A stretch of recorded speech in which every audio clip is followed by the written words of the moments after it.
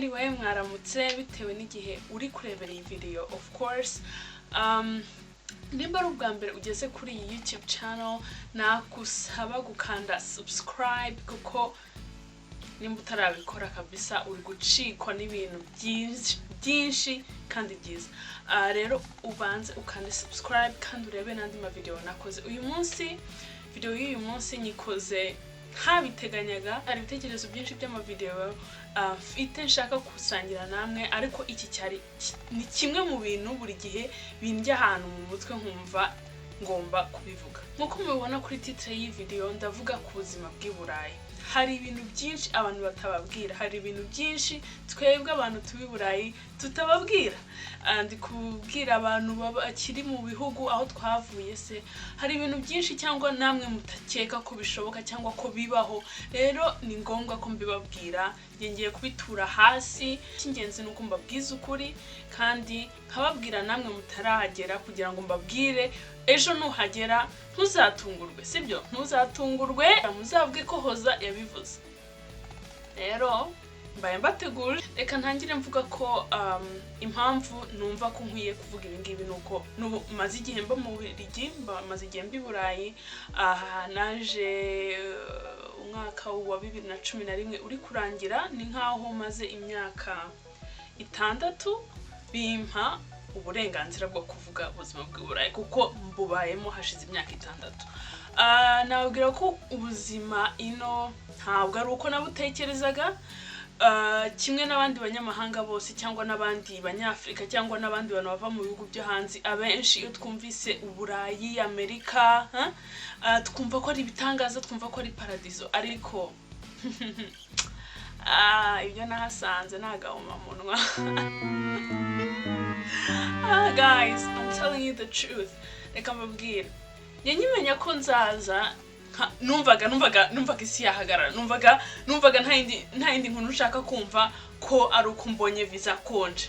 Maze kugera ino, ikintu cya mbere nabonye ni ukuntu hano hatandukanye no muri Afrika.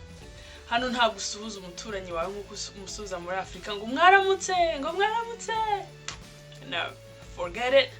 Hano ntabwo uca mu muhanda ngo ubwire umuntu mwaramutse. Hano hateye irungu, niryo jambo ndi gushaka. Hano hateye irungu. Hano umara umwaka nta muntu ubona. Byashoboka cyane kubera stress zino, byashoboka cyane. Ndibuka ko naje mu minsi ya Noheli, ubunani. Uko Noheli n'ubunani bimera muri Afrika murabizi.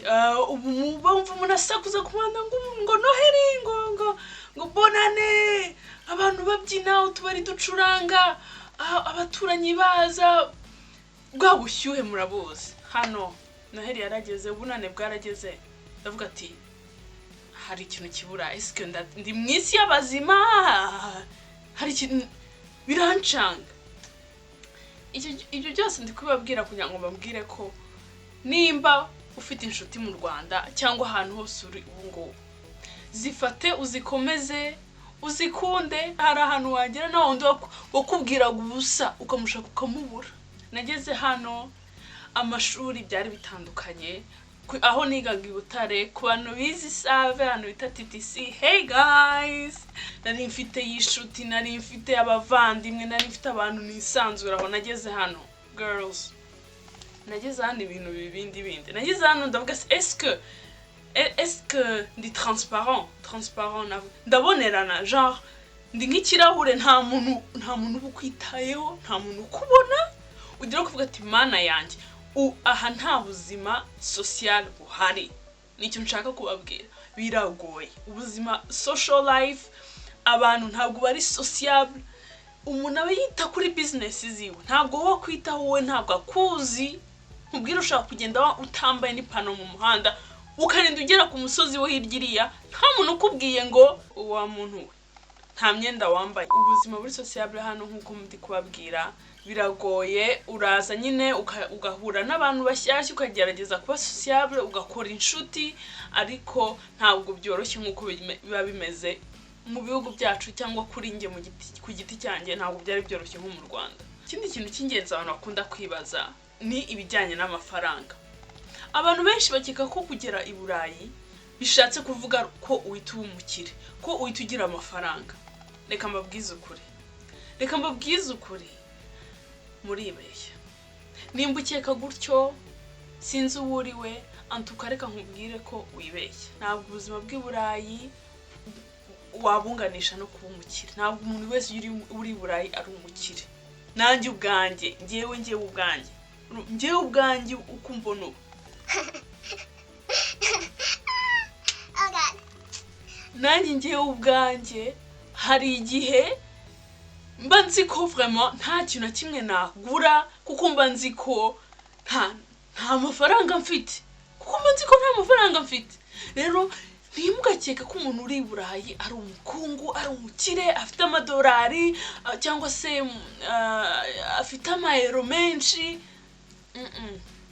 Turateseka kimwe nuko namwe aho muri aho uri ahariho hose, nkuko nawe uri guteseka niko nanjye hano ngomba guteseka.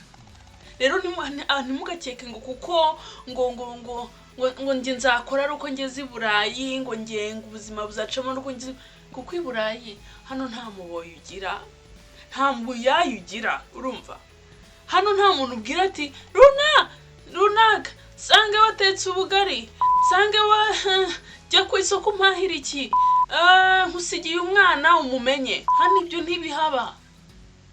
Wibera patro ukibera n'umuyaya byose icyarimwe. Urumva, nuko bimeze. Abantu bagira abakozi mu rugo ni abantu b'abaherwe, ni ab'abakire, babandi baba mu mazu ibitangaza yandi bita amashato.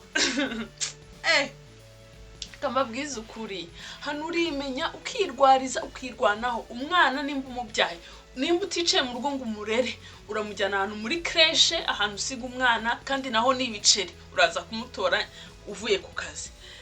Nimba ufite akazi urakajyaho, utaha umenye kuca mu isoko cyangwa muri alimentation, wigurire uze witekere, ukorope, byose urimenya. Hano nta mukozi.